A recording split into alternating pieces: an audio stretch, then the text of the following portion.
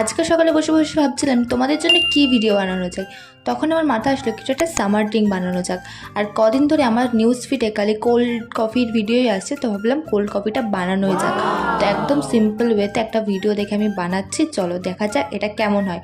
তো ফার্স্টে আমি যে কফির পাউডার, চিনি আর গরম জল দিয়ে ভালো করে মিক্সির মধ্যে এটাকে ঘুরিয়ে নিয়েছি। এরকম একটা ক্রিমি টেক্সচার তোমাদের বানিয়ে নিতে হবে। তারপর এখানে ঠান্ডা দুধ, মানে দুধটাকে জাল দিয়ে ফ্রিজের মধ্যে রেখেছিলাম, সেই দুধটা এখানে আমি ইউজ করেছি। সেই দুধটা দিয়েও ভালো করে এটাকে মিক্স করে নিতে হবে মিক্সিতে। তারপরে এখানে ঠান্ডা মানে বরফও অ্যাড করতে পারো, আবার ঠান্ডা জলও কিন্তু অ্যাড করতে পারো। দিয়ে ভালো করে এটাকে ঘুরিয়ে এবার চলো টেস্ট করার পালা।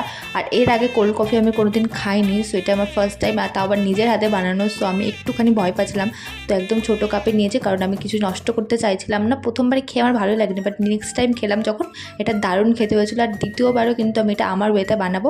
আর তোমরা কি করছো, চ্যানেলটা তাতে সাবস্ক্রাইব করে